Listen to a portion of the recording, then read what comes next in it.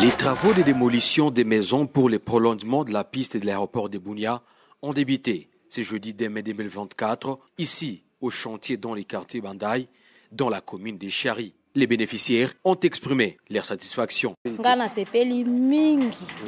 suis très contente.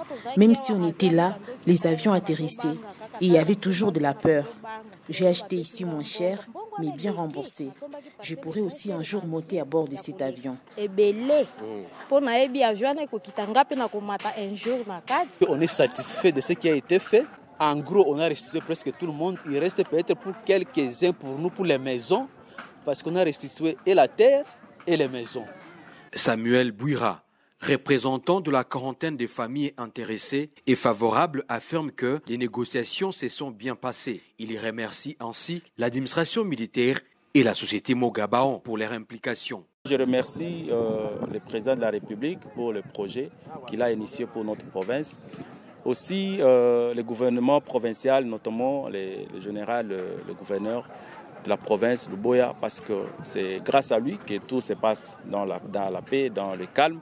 Et sans oublier la société Mogabao avec son patron Akilimal, qui on a échangé jusqu'à ce que la solution a été trouvée dans la paix.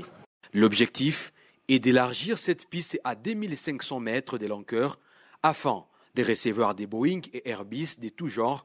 Question d'ouvrir Bunia au reste du monde, affirme ingénieur Barry Aboubakar, directeur technique de l'entreprise Mogabaon. En ce qui concerne la piste, elle était de 1850, comme je vous l'ai dit tout à l'heure, elle passera à 2500.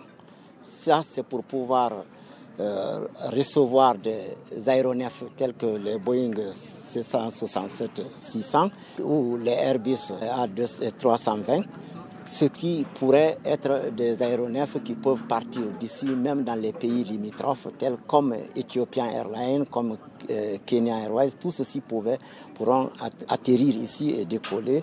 Ici au chantier, les travaux évoluent à pas de géant. Bientôt, la province aura un aéroport au standard international, comme voulu par le chef de l'État, Félix Tshisekedi Tshilombo. Rappelons que les gouverneurs militaires de l'Ituri, le lieutenant-général Louboyanka Chamadjouni, soucié de voir les résultats dans un temps record, s'est engagé à suivre de près l'évolution des travaux de la modernisation de la ville de Bunia ainsi que l'aéroport international de cette ville.